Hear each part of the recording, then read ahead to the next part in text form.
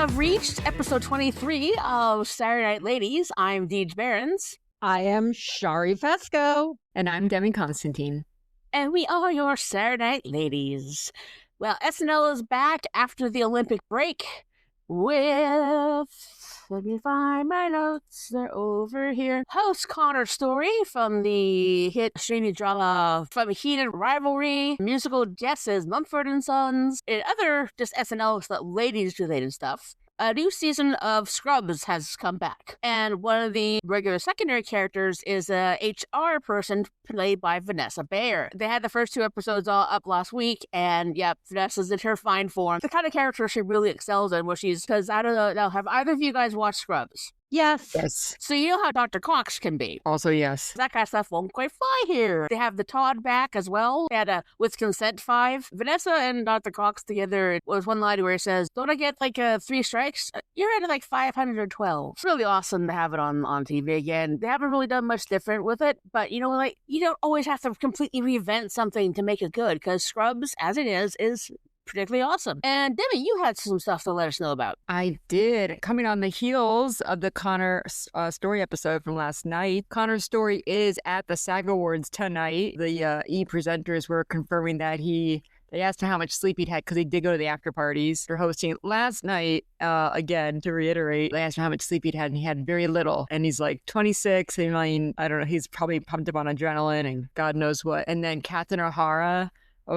won Best Supporting Actress for The Studio, and Seth Rogen came up and gave a posthumous acceptance speech, and it was just, he was saying how much she shaped the show, because as a woman, this is important, he didn't say that part, but she supported the entire cast while never minimizing her own talents.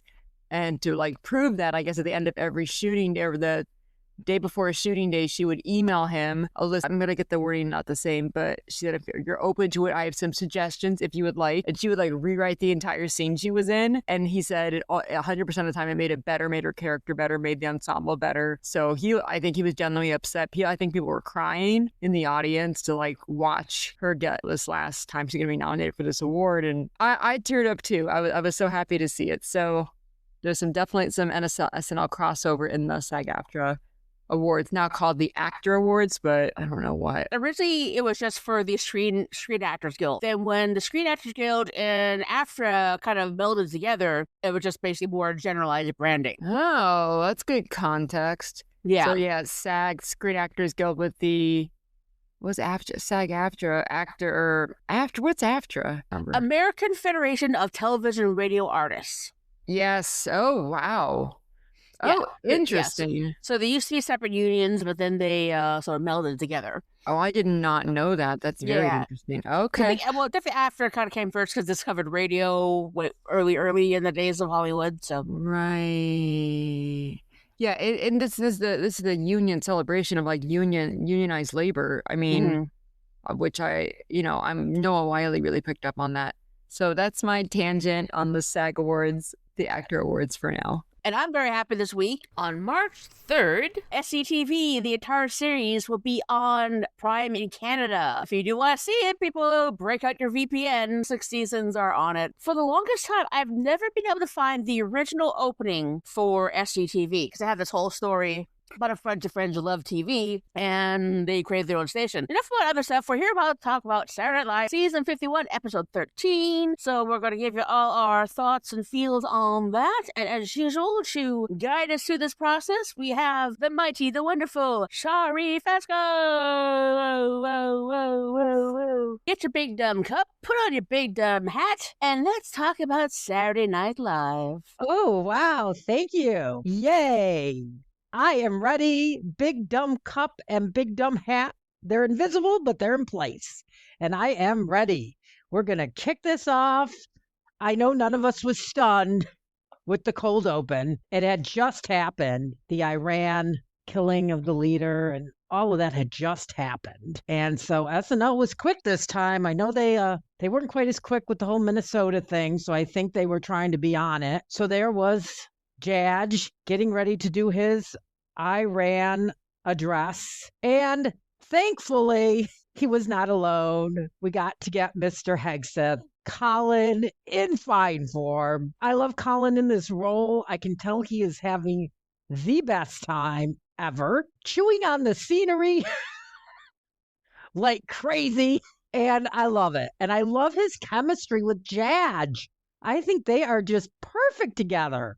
Like peanut butter and jelly. I love them together. Very, very funny. I didn't want another political cold opening, but I get they had to do this. This was a very serious and important issue. And I thought they handled it very well as they could. For a political cold open, I thought it was a pretty okay way to start off the show. What did you think, my friend Deej? I like how Trump and Hegseth's characters balance each other out. This is actually his 50th appearance as Donald Trump. I know the person playing the president does play an important part in the show, but I think it would be so bad if it was a different president just oversaturated with Trump, because I get it everywhere else. But then he got the Hegseth coming in just to sort of really go the opposite way. And one favorite part was showing the knuckle tattoos. Yes, I know they're backwards, but you get the idea. Kind of acting like everyone's big, obnoxious older brother, not unlike he did with the Home Alone sketch. So that really goes really well. So I like that it wasn't overly long, because I guess they couldn't really get too much together. I do like that the reference that it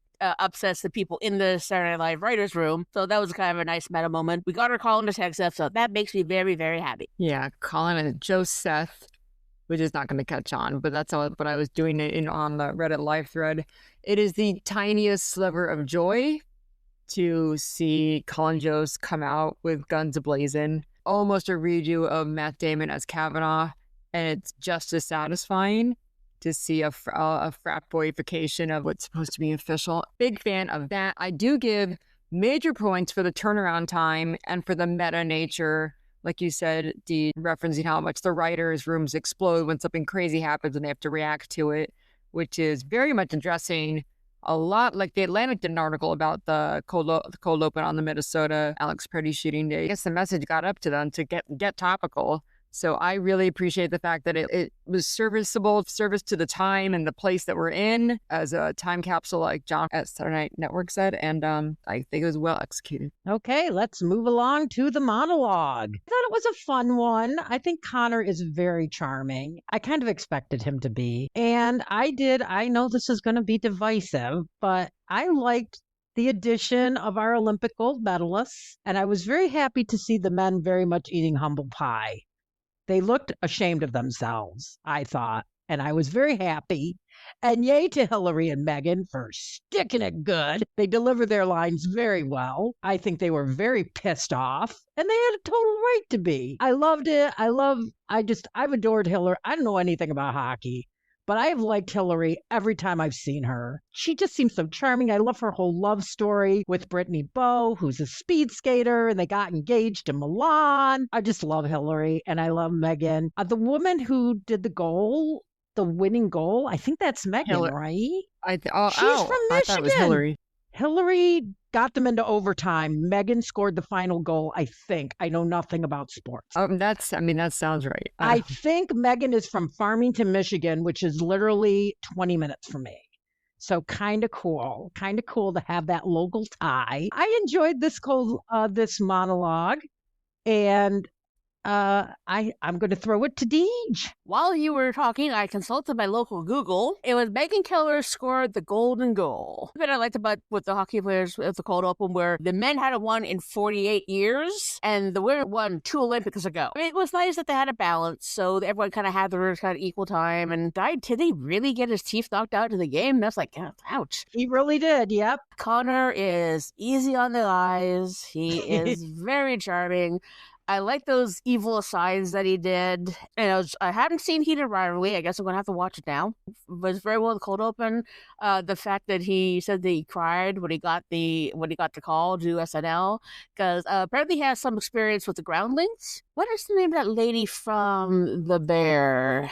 Iowa Deepy hosted SNL. That was a really pleasant surprise because she also had some stand-up experience. So his first role, he's only been acting for 6 months. I was just so impressed with everything about this monologue. Like, was it hilarious? Not really. It's going to hit 1 million by 9 a.m. views on YouTube, but I just checked it now and it is at 1 million views 20 hours later. What had gotten out was that SNL was going to also have the men's hockey team cameo on SNL. People were not happy about it, like at all. People in America that I talk to about things or that know that I like SNL were very displeased. Online was very displeased. I know people, I'm going to boycott SNL after this because I'm so upset. First of all, Connor's monologue, I have never seen Heated Rivalry.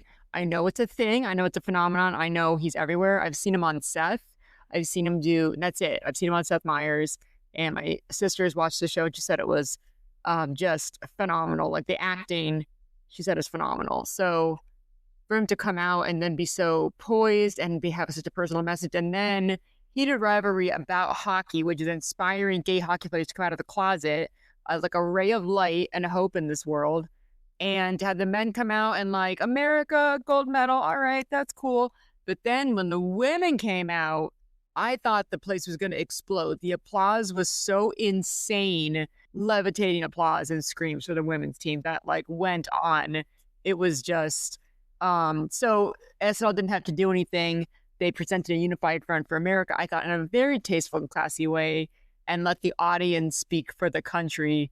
And they did. And it was absolutely, I was so impressed with the way SNL pulled this off. I do like the fact that this is a Canadian series that's being shown in the States. Yes. So we have a service up here called Crave, which is connected to the Canadian television network. They also carry all the HBO shows. The fact that they're picking it up in HBO makes me a very proud Canadian. Yeah. Oh, well, you should be. So, but even to have him with both USA, I'm hats off to SNL. I thought my sister was happy with it. I told her, in case you want to give anyone views, I took her to the TV and sent it to her. I'm like, they're both out there. She was like very impressed. First live sketch of the night, Mr. Franzi. Marcello doing what he hasn't done in a while, taking the spotlight. He's got the spotlight here, doing his Marcello thing with his thick accent, saying peanuts so it sounds like penis, which of course with high schoolers, they're going to latch onto that. I thought this was pretty cute. Connor's kind of the instigator high school student. I have to say, I mean, most of these folks are in their 30s and they all pull off high schoolers to me. Like Sarah's well into her 30s and she can easily pull off a high schooler. So, yes, we had Sarah in this one, Victoria, who also looks very young. Speaking of an awesome Canadian, Victoria's doing so good. She had some real milestone moments, which we'll be hitting on. And so she's in the class. And who else do I have here? Cam. Not a great night for Cam. I am worried for Cam. I hope they give him another season because I think he's not going anywhere. He's not going anywhere. I hope you're right. He only had one line because I thought Emil was going to stick around. So I hope you're right, Demi. He didn't have much. He was in this sketch. He didn't have many lines, if any lines. He did his little thing at the end, but not a lot. And so did I miss anybody? Oh, and Jeremy. So this was I mean, we've seen this all before. It was nothing new, but it was fun. It was funny. It moved quickly. It didn't overstay its welcome. So, I thought it was passable. Not great, not terrible. I will now throw the ball to the lovely Deej. I like this one. It was very pleasant. It was very cute way to start off the show. What I did love about it was when everybody was intimidating Mr. Franzi, especially when we had Connor doing it, then eventually everybody doing it. This was such a great night for Veronica. She makes me very proud as a Canadian. She did have one thing cut. I think why some things ran a little long is because there were rather long applause breaks in the monologue and in another sketch we'll be discussing in a bit. So I think that really put the timing off just a little bit. I don't know Cam didn't have much to do, but what he did very well. I think he had something else. Oh yeah, so there was one cut pre-tape, the Carter song that they did. I want to see more on the show, those musical moments from Victoria and Jane, because I think they really bonded. And they did a lot of things together. So it was a great night for Jane. She did have some stuff, and the one big thing she had got cut. So, but it's available online if you want to see it. So Veronica is helping elevate Jane in a lot of ways. But on the whole, what I love the production of the aloe vera. Everyone did completely great impressions of the same voice. Yeah, I mean, I've had teachers like that in high school that speak with a really thick, heavy accent. Otherwise, I did enjoy when Connor did the impressions. I thought that was really funny, and I was like, whoa, he's really talented. This is a multifaceted dude right here. And we're into the first pre-tape of the night, Gentleman's Code, which, let's just shout out the costume department once again. The whole look of this was so beautiful. Absolutely 100% gorgeous. Yeah, so they go all out. Well, they're just that darn talented. They are so talented. It looked like an episode of, I put Bridgerton parody because I didn't see the title of it. And I mean, they nailed it. Everybody looks so beautiful. And of course, this one is the gentlemen, getting in their skirmishes back then. This was a real thing, I think. They smack each other with a glove. And, God bless them for putting Keenan in here. I love This is not a sketch he would usually do, but I'm so glad they stuck him in. And I know in Victorian times, there weren't a whole lot of non-white going on. So I thought that was great. And that I thought the faces he makes and the way that he reacts to situations is so unique from any other cast member. He always does a domino effect when he does something crazy and everybody else does something crazy. So I loved that. This was a lot of fun and just hilarious. I thought Connor, again, was a natural here. Knowing that he has Groundlings background makes a lot of sense because he seemed to meld really nicely. So it was our only pre-tape tonight. The pre-tapes have been sparing this year, which is interesting. But this was a good one, a lot of fun, very funny, and again, looked beautiful. And I know Deej agreed with me because she said so. And I know that all three of us are always in awe of the props and hair department and always giving them credit because I think everybody wants to look at those people in front of the camera, but we forget they would be nothing without the writers and the lighting designers and the scenery people. I mean, this show has a lot of bits and pieces. It's one thing that always bothered me in theater, people who look down on the behind-the-scenes stage crew. With no lighting, you won't be seen on stage. Without the costumes, you'd be naked. As Henry Winkler has said a few times with writing, if it ain't on the page, it ain't on the stage. It's all very important. This was awesome. All this silliness with the slapping. I watch a lot of these vertical dramas, and one of the things that vertical dramas feature is a lot of slapping. But this was all about the slaps, the different variations of how dare you? He asks who dares. Keenan being the one who is really aggressive with the punches. When Connor goes in with the dog, you see the dog paw slapping there. Kid getting punched in the way, which turned out to be one of the guy's sons. And Ashley was beautiful. She was the one female in this sketch, but she got to be very, very gorgeous. I just like the silliness, the escalation. Connor continues to impress me. This had A+ escalation. The slaps kept getting bigger. The slaps kept getting more intense. That ended up hitting people into walls. They involved dogs. They involved babies. I love a giddy escalation. That's what this was. So very pleased with that. And then the costume work, I continue to be in awe of this elaborate Victorian. Was it Victorian? No. Yeah, Victorian costume work, and also what you guys said. And now we're in front of Rockefeller Center. And I was all excited thinking that it was out in front of Rockefeller, but I was like, there's no way because nobody looked bundled up enough. And sure enough, I think they pulled away just so you could see that it was indeed a set. But we find Victoria and Tommy, and it's ice skating. Tommy proposes, and Victoria, she just isn't ready. And they're about to have a serious discussion when along comes a bunch of bozos skating by. And the bozos are Ben and Jeremy, Mikey, Connor. And then we get And this is what Deej referred to. We get a huge applause for Hudson Williams, who's the co-star of Connor Storrie in Heated Rivalry. He also is a very handsome gentleman, which is probably why he gets a big applause. He's also, in his couple minutes, quite funny as he's skating by. I don't know if they're on roller skates or what's up, but everybody is very graceful.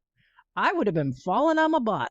So I think they were on skates or they were on something because they were like zooming by. So I thought this was quite funny. I enjoyed this one a lot. And it kind of reminded me of like the Waffle House one a little bit because, they're having the serious discussion and then in the back is all the drama going on. But this was a little more, there was back and forth between Tommy and Victoria and the four guys because Tommy was much more interested in what they were doing than having a serious discussion with Victoria. This was a very good night for Victoria, and I'm so glad. I think she needed to be used more. It's hard being the non-funny or the person who's not, there for the laughs.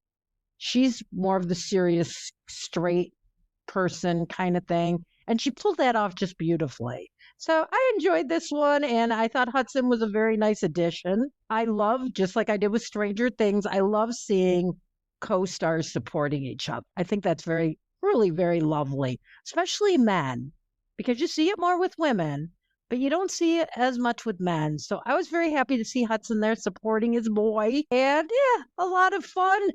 And what did you think, Ms. D? This was a good Tommy. Can't just not react to the guys back there. And they looked to be having so much fucking fun. And they were on rollerblades. I originally thought that they were outside, but then we would have seen breath and stuff. But they used one of their big screens that they probably have used on the musical guest stage. And very much like with Pinwheel, all the background guys seem to be having so much fun. There's a few times Tommy was keeping it together. He did not break, but he was getting pretty darn close. One exchange where they will skate like an Egyptian, and that's gonna go viral. That's not gonna go viral. When he joined them at the edge, I just have to see what this is all about. Or what is this guy's life like if this is his best day ever? This is a bachelor party. So I watched it again this afternoon, and if I'll watch it again. But yeah, the interplay between Veronica and Tommy worked very well. And never look down on the straight man, because you have to have that balance. You have to have the straight man to set him up and the funny one to knock him down, which is why, for instance, why Stefan works so well. Burns and Allen. Yes, it doesn't get the funny, but it supports the funny. That's the important thing. That's for sure. The crowd's reaction to seeing Hudson, I don't know what he looks like, but people were like, oh, be on the lookout. But when I heard that, the crowd, I was like, oh, that must be him. The crowd, I heard the standby line was 1,000 people long. People were going through a blizzard for the chance to get into this audience. So the crowd was hot. I don't know what dress was like, but the crowd I could tell it was him just from the crowd reaction. It was just, everybody was here for it. Over back to you, Ashari. Yeah, I didn't know who it was either. I thought it was him, but he looked a little bit like one of the two Hughes brothers, the two hockey guys. So I thought, is that him again? I'm like, no, I don't think so. I can't see them like having him do something and not the rest of them. So then I was like, okay, it's got to be his co-host. And indeed it was. And yeah, the crowd just went crazy. We jumped from the skating ring to the tutoring of the cool kid. So this was very relatable for me. I was such a goofy, geeky teenager. I was so awkward and geeky. I can't even imagine how I would react to like tutoring like the popular girl and having her ask me to lunch. I am sure I would handle it probably exactly like Ben. Totally not cool. I could totally see myself breaking into some dorky song. So I really related. You ladies know how I feel about Ben. Too much Ben is never enough. He is so cute in this. And I love that his parents, Jadge and Ashley, get the redheaded wigs, even though Ashley's already a redhead. But I love that touch. I love the little silver top hats. I thought Connor was great as the cool football player who is like, I don't know about this. But then he comes around at the end. And I know sometimes people get exasperated with that, where they end up coming around at the end. But I kind of don't mind that. And I didn't mind it here, especially when Connor jumps up and down. I thought that was quite funny. I enjoyed the whole thing. It was just very, very relatable. I know there's many of us who weren't the cool kid, and we can all relate to feeling so awkward all the time in high school. So this just really hit for me. And I'm interested, Deej, did you feel similarly? Did you relate as well? Oh, yeah. Well, it definitely did. This gave me a lot of Dhar Mann vibes. I don't know if you see the Dhar Mann videos where the kids would get bullied at the school I saw the last one I saw was girls getting bullied at the school because she was interested in marine biology. We have the conflict, and he comes around, invites them to the table, and bring the good sandwich. It wasn't my favorite of the night. It was okay. Connor, I thought, really had some great reaction shots. He must have gone to the Keaton Thompson School of Reacting. I really gotta say, this is, I think, my favorite one of the night because it was so effing weird. First, you're like, oh, familiar paradigm. The jock is getting tutored by the geeky kid. Oh, I can identify. And then the geeky kid, Ben, puts on a shiny hat and starts playing a keyboard, thanking Connor Storrie for coming to his house and for inviting him to lunch. And it was so weird. And Connor's like, this is weird. This is weird, which is appreciated as an audience member. You're like, okay, good, you think it's weird too. And then Ben's parents come out with an assy and a redhead wig, which is hilarious. And then they start singing the same song, the same insane, stupid keyboard song, thanking him for tutoring their son and for eating lunch with them. And it's so weird. It's so weird. It's very, what was the character Jeremy Colhane played the other week? The magic guy with the hat and the vest. Mr. On Blast.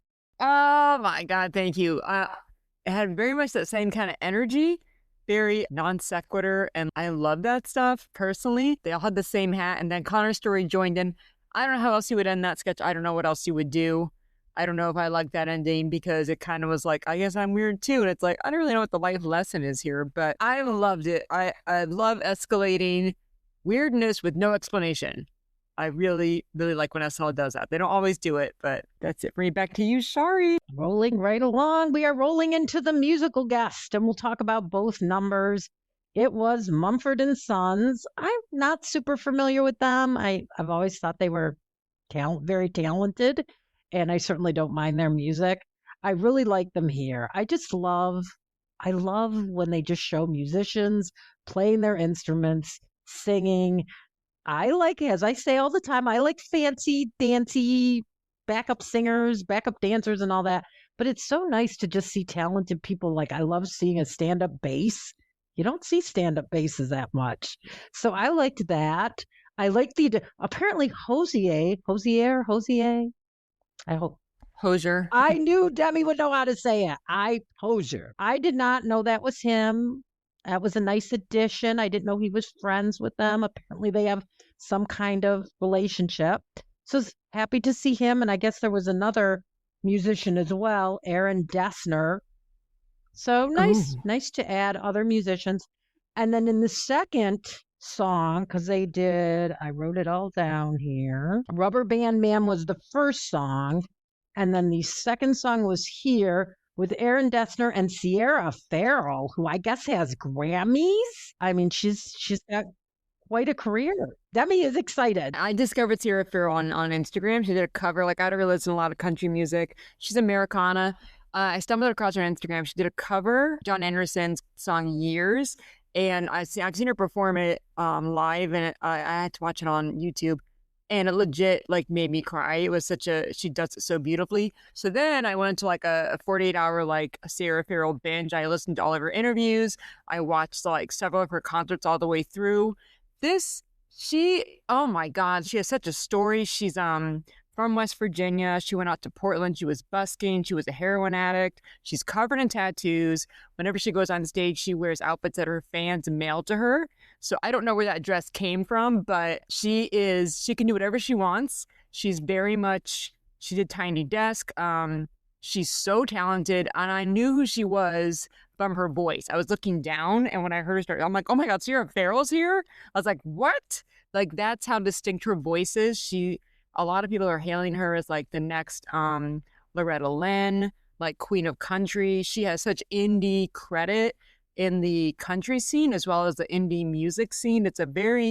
And her harmonies are just Oh my God. So the fact that she got to be on the SNL stage, I was so happy to see it. And she's such a talented performer, so creative. She loves being on stage and she loves performing, you can tell. And she's got such a great voice. So I was really excited to see her on the stage because that means that she might come back and do solo. And that's going to be crazy if that happens. I'd be so excited. And she's wearing like a foil star, insane, like almost like a headdress thing. I'm like, who is this girl? What's happening? Like, what? So I had to like look her up, and oh my God, I'm just so happy to see her. So thanks for that. Sorry for cutting you off. You just had to. No, we love your little factoids that you often have on musical acts that I'm not as clued in about. But yeah, I was very happy to see an inclusion of other musicians, and just Mumford and Sons just seem like nice dudes who just want to share the love. So I just like I like it when actors come and support each other. I think that was a beautiful thing, and she's very talented. I would welcome her as a musical guest. And I love that fact about her fans sending her her outfits. That outfit she had on was gorgeous. So whoever made it, very, very cool. Very good facts. Very good facts, Demi. Okay, now we'll let Deej chime in on the music. Don't worry about that, Demi. No, I'm not gonna get in the way of your enthusiasm because you have more to say than I do on this. My last experience with Mumford and Sons was at BC Place years ago. I had occasional work, on-call work, working concessions, and I was on in the very back on the floor selling people beer and alcohol. So it was a really cute show. I mean, it's not my kind of music. I kind of put them like the sort of the Dave Matthews kind of vibe there, but the all of a sudden a Wild Hosier appeared. It's just a nice little surprise. And yeah, so they did their thing and they do it well. As a millennial, I just gotta say, like Mumford and Sons, Babel. I think I've listened to that album probably like 400 times. So I was like, the soaring vocals and banjo bar chords. It hits. What can I say? I will always appreciate a stand-up bass. Oh yeah. I've never played one, but I love the sound. And the violin, too. There was a violin in there. We've done the musical guests, so now it's time for Weekend Update. There's lots of talk. Colin and Michael talking about what's going on in Iran, various jokes. Deej is better at remembering the jokes than I am, so I'll let her get into that. But I will comment on the two correspondents. First, we got Veronica, the best bridesmaid Katie. I thought Veronica absolutely nailed this. She's talking about events going on in the news, and then she's going back to being the bridesmaid. Very, very funny. I was happy to see her finally at the desk. When we did our report card of the ladies a couple weeks ago, I commented on how I really wanted to see her at the desk because she hadn't been there. So I'm very happy she had a chance to be at the desk. I was very impressed with how she handled herself. I hope they make Beth a regular. I'd like to see her on the desk commenting on various things. And yeah, I really enjoyed Veronica. We love Sarah. We love her in an animal costume. I know Demi and I know Deej too, but Demi and I especially talk about her in animal costumes. And here she is as Punch the monkey, this little monkey that's been all over the internet, who was abandoned by his mother. And here's Sarah in her monkey outfit in a bikini, doing what she does best, hitting on Colin Jost. Oh my God, is she funny? My husband and I just love her. She can dress up as any animal she wants. She was hilarious. She's so funny. I know other people might be getting sick of this. I know they used to pick on Bowen because he did a lot of these costume pieces. Bowen and Sarah do these pieces so well, and they're so funny. And Sarah just, I don't know, the way she picks on Colin is like an art form. I think she and Michael Che are the best at it. They know just how to get a reaction out of him. And so her just like grinding on him in her little bikini just had me cracking up. So I really enjoyed both Sarah and Veronica tonight. They were so much fun. And I thought the jokes were adequate too. So a pretty good weekend update for me. I will hand it over to Deej, especially because she always remembers the jokes way better than I do. Well, not today, because today was one of my working Sundays. I do know some of the reactions to a lot of the jokes were so varied. We had a nice variation with Che on the, it says saying, it's the 90s. It's like, what is this, Iran? When whatever jokes didn't quite go over well. I mean, the jokes were savage tonight. And actually, Sarah was Punch's mom. That was eventually paid by Marcelo. Crossbreed Weekend Update and Jerry Springer, because she was definitely acting like a, way back in the age. I got your Jerry Springers, you got your Sally Jessies, all those. I know Maury Povich is still around, but I keep thinking of the Maury Povich show. They should just change the name to Who's the Father? Sarah does not hold back. Never, ever will hold back in getting a laugh and getting under Colin's skin. And Colin's a good sport about it, because what else can you be? He may have a punchable face, but he doesn't want to look like a dick. Veronica. Now, I think some people might do undue comparisons to girl you didn't want to get in a conversation at a party. She wasn't drunk. She was just basically having fun. She was the bridesmaid. Really reminded me of when I watched again today, a more lively, interactive version of the bar mitzvah boy. Because we'll always have the talk about the thing and then the side joke. But for her, she was like, talking about the thing and then the talking about the bride and the groom and all that. But yeah, she was very entertaining. Good to see her at the update desk. So primo Victoria night. Veronica's character as a way to deliver topical news. It was very fresh. It had a really good reception on Reddit. That was a really, really clever way to comment on topical events with an opinion that you could easily write off as the character's opinion. That was almost like a Norm Macdonald joke, where the beginning of the joke was the same as the end of the joke, because in the beginning he's describing American effort, what we're doing is right or good or something. Like, yeah, what is this, Iran? Like, we're not like them. It was so funny, and I absolutely do believe it could be. This is the new, what is this? It's the 90s. Weekend Update joke. And now we'll move on from Weekend Update to our next live sketch. We're getting into the end of the night. And this is Long Legs, with Marcelo just having come back from Europe in his blonde wig. Marcelo pulls off that blonde wig. He really does.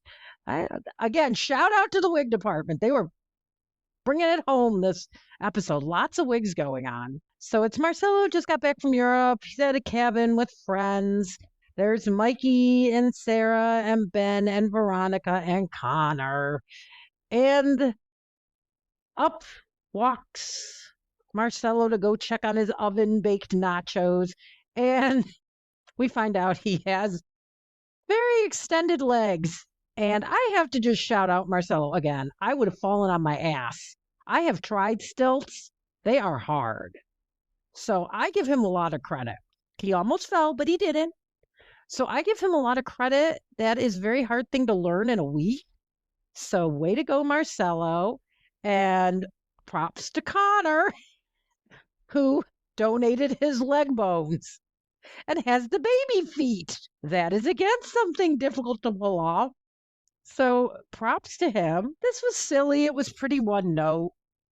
But everybody seemed to be having a really good time. And, it's the end of the night. That's when we get all the goofiness. And so I enjoyed it. And I am wondering if Deej felt similarly. It took a bit to get going. Thumbs up for Marcel braving the stilts, because that could not have been easy. I did get a little uncomfortable with the crunching sound effects. That kind of I think it's because one thing that really bugs me is people popping knuckles. I hate that, as it kind of reminded me of that sound, and they really amplified the sound too, which makes me go, cringe. And how tall he was. I've had this debate on how tall is Ben. It was finally revealed on Seth Meyers this week. He is 6'5". Turn around with Connor's guy having the small feet. Very much reminded me of the Elf on a Shelf sketch with Ariana had her legs to one side. It makes you wonder who was under there to do the feet. But just the fact that he was so into it, they just put rods in. You didn't have to donate, and they're not going to go back. You're like that forever. The very end with the whole Mikey about this feet are very weak for me. I also understand why did they have to fall back in the chair? I don't know if that was part of the sketch or was it could have also been an accident for all we know. But so it was cute. Just a little less on the crunchy sound effects, please. I will say the best thing about this sketch, I thought it was funny. The stilt work, I was in awe. I'm like, oh my God, chalked it up for Marcelo. That's a skill set. That's a That's a resume skill right there, walking in stilts.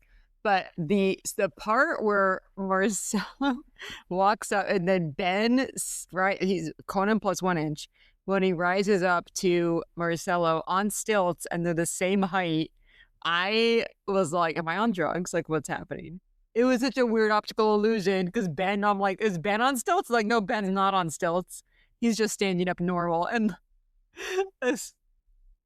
that was unintended, I'm pretty sure, but oh my god, that was funny. Well, it's kind of like we're wearing like higher heels. It completely changes your center of gravity. So when you're down on the ground or in regular shoes, you get pretty normal. But even like you get the 6-inch feel, you have to just readjust how you stand, how you walk, and then I think that's why they made this set really kind of in close, just to make sure that Marcel had something to hold on to if he needed to be. So we're leaving leg lengthening, and we're headed to office dance.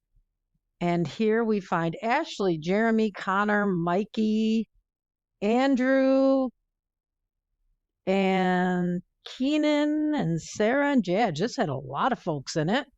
I think this has got a hit with so many of us. Like, I feel like morale is very low at my workplace. I don't think anybody be wanting to have a dance, though. Connor's, of course, suggestion is to have an office dance. And she says, it's just be us, not our significant others or anything.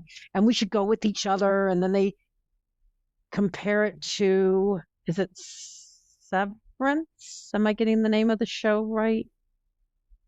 Okay. Demi says I am, and so is Deej. All right. Because I don't watch that one. But I guess that one is where you have a separate office life and a separate personal life. So then Connor and Ashley Padilla get some chemistry going. Let me tell you, Ashley just has chemistry with all the boys. She makes me believe she's got the hots for everyone. I mean, she's so great with Andrew, and she's great here with Connor. And she's so good here.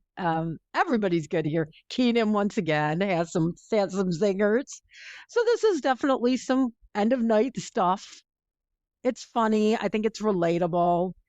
Connor does a great job here. This is definitely, I think, one of his better sketches of the night. He's definitely the centerpiece here. And Mikey's in his usual trying to hold everybody together as they're unwinding at a rapid rate. And yeah, this was fun. I enjoyed it. And again, Ashley's just so convincing. She's really good at what she does, and it just continues to get better every episode. She wasn't as front and center this time as she usually is, but that's okay because she can do anything, and she's remarkable just as like a supporting player here. So yeah, a lot of fun. There's one person you missed, James Austin Johnson. Oh yes, Jad, of course, yes. He was my favorite bit because they're pulling out all the classic tropes of like dances from movies, like the nerd that gets hot as soon as they take off their glasses, and Jazz really playing up the nerdy bit. It just that one especially did when the whole he said his like teeth were sticking out, and it was a wacky idea, but in a way it did get people's morale up, and then you have. Wild Mumford Sons appears, so we actually get to hear what they sound like with their voices, which was an interesting twist on it. Keenan was just in a sitting mood tonight, I think, which is fine. Hey, if we're going to be comfortable, why not? Because actually, when I saw him sitting down, I thought this was going to be another one of those HR sketches. Definitely a different twist. There's only so many pizza parties you can do. Why not have a dance? One of my favorite things SNL does is when they create a little world within something, like with the elevator breakdown scene in Iowa Debris episode, where they're like, we need to hook up. And like in the elevator that breaks down, all of a sudden they're just exploring how to create a new civilization, and the elevator's been broken for like 4 minutes. This or like Office, the Christmas dance where it's Vanessa Bayer and I forget Ryan Gosling, I think, or like they're in this magical world and they're really just in their living room like dancing on a coffee table and they're drunk. Like I love it when SNL does that, and this was like, or Cubicle Fight is another example of that. Create like a whole little ecosystem world within a bigger world. So I love it when SNL does that, and they did that here, I thought, because like an office dance in the midst of everything is like just stupid. That doesn't fit with reality. Office dance. like it combining like a high school dance, almost tropes, the politics of an office where you can't bring your spouses because it's just going to be, it's just us for tonight. It's just the office dance party, which is such a funny concept to me. So regardless of anything, I thought everyone executed their roles really well. And yet again, SNL created a little tiny like world where the psychosis is self-contained in like a snow globe of comedy premise, and I really like it when they do that. So that was my take on that. And Connor's story, again, like throughout, we're not even like mentioning what a strong player he is, what a capable sketch performer he is. I mean, didn't really see him reading a lot of cue cards. He just effortlessly blended in and was there to serve the scene. I mean, overall, we'll say that for the end, but he just did a great job opposite Ashley as well here. Yes, yeah, I agree. And another centerpiece sketch for him is coming up. We're leaving the office dance and we're off to yet another bachelorette party. This is the stripper. We've had a lot of these. And I didn't like this one quite as well as the one with Ben, but that's because Ben was in it. But I did like this one. Connor is the stripper coming to the bachelorette party, and he's been in a car accident, and he's covered in props again to the makeup department. He looked like he was really injured. He had this big gash on his side. I was like, did he really fall? I mean, it was so convincing. And he did such a good job of acting very injured, but he's going to go on with the show. He is doing his stripper thing. And, they had to get his shirt off at some point, right? Because, the guy's ripped. So, of course, they had to get his shirt off. And the ladies didn't look unhappy about that. Hello, abs. Yes, definitely in good shape. And Sarah's another one, like Ashley, who just has chemistry with all the boys. And she likes to hit on all the boys. And she's here talking about how he's got a good body. She doesn't care if he's injured. And Jane is, I guess, gay in this sketch. She seems to have that put upon her a lot. She's funny as usual. She has some zingers where she says, "Who just thinks his body is mid?" I thought that was quite funny. I was glad to see Jane here. She wasn't in this episode a lot, but when she was in it, she has her zingers. So this was great, and Connor really sells it. I thought he was injured. He had me going. Did a really good job here. And the women looked like they were having a great time. I don't think they were sad, as I said, that he took the shirt off. This was my favorite of the night. The physicality of what he was doing. This is apparently a trunk piece from when he was doing Groundlings. So he actually brought this into the show, which I thought was nice. What it reminded me of is way back in, I want to say season 30. Yeah, season 32 or whichever year that Casey Wilson was on, who very underrated performer. I loved Casey when she was on the show. One of her last few sketches was she was a stripper, but she was a quadriplegic. So she had to have a guy assisting her getting around the pole and stuff. You could tell he was in pain. Just the physical comedy, which is always hard. And then eventually at the end, where he's basically almost straddling Sarah's face at the end. He seemed to be having a good time. This is one thing with Connor throughout the whole thing. He was in it. He was dedicated. I really want to see him host again because I really thought he just brought a lot. I know a lot of people don't think much of this episode, but personally, this is one of my favorites of the year. I'm definitely going to have to watch the show. I look forward to seeing more stuff with him because he's funny. Physical comedy is such an art, making sure you don't get injured. And that's like while Shan was doing a lot of the jumping on the tables, they actually had a stunt coordinator help with that. So one of my favorite stories was when there was a Barack Obama sketch where Dwayne Johnson was supposed to toss Bill Hader's character out a window, and live on air, he actually threw him instead of pretending. And that's, he's like, he tells a story on there's a clip from What Happens Live, something that has to be very much coordinated. And yeah, He's I like him a lot. Yeah, this was the #1 sketch on Reddit as well. There was this fan voted as the #1 of the night. I was surprised, but yeah, he did come in with this. This was his sketch. Guess he helped write it. This is a 10-1, and like, what a treat! What a treat, really. I guess for everybody. I'm gonna go ahead and say, I think we all were treated to a semi-nude Connor Storrie. I don't think anybody was mad about it. I'll say that. So I'll just hand it back over to you, Dee, or sorry. Okay, yeah, yes, he's in good shape and everything, but it's hard to. He was live in his like little Speedo. Even if you have a great body, you're naked or you're almost naked in front of a live audience. He's not used to doing live. He's been in the business for 6 months. I give him a lot of props for that. He didn't seem ill at ease at all. Well, considering all the stuff he apparently does in Heated Rivalry, I mean, that's probably just completely got all inhibitions out there. But of course, with those kind of shows, they always have an intimacy coordinator, as we saw from a sketch last year. But I give him extra props. Even so, like you said, DG, he's been in some interesting situations. I know he's naked a lot, but it's a whole other thing in front of a live audience. I think he handled himself very well. I hope to see more comedy from him. I hope he does some comedy projects. And that brings us to the end of the night. And I loved that we had an actual good night. We had a full good night. It was not cut off. He thanked everyone, which I thought was adorable. It was cut off where I am on Global. And he thanked everyone. He even mentioned our beloved Donna. Yes, I was so happy with that. I just thought that was great. He thanked Harry, thanked makeup. He thanked everybody. I thought that was very classy. Well, he just seemed very, very excited and touched to be there. I mean, Really you could definitely did. tell from the night, giving props to everybody. You could definitely tell this had an emotional impact on him. Yeah, for sure. And I just wanted to point out one more thing.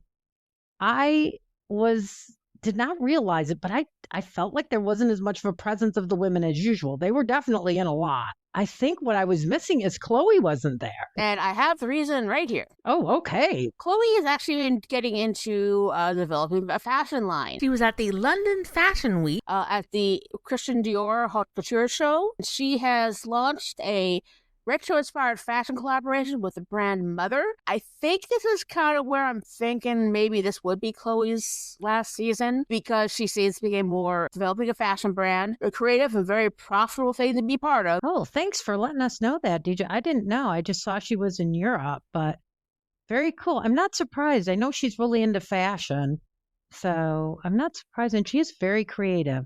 I wish her well, whatever she decides. And she was missed, though. I did miss her because that brought us down to 4 women. Come on, SNL. Will you please get some ladies on the show, as we keep asking every week? So I guess that brings us to the end. Well, how about a rating? We'll do it in Olympic gold medals. Yes. 7.5 gold medals. Not a perfect episode, but there really wasn't anything really bad. Mostly there's some mid stuff, but I would really love to see him host again. I really enjoyed his energy, and he was just so into it. I kind of liked him how like how John Hamm was when he started hosting. So I think he's going to be.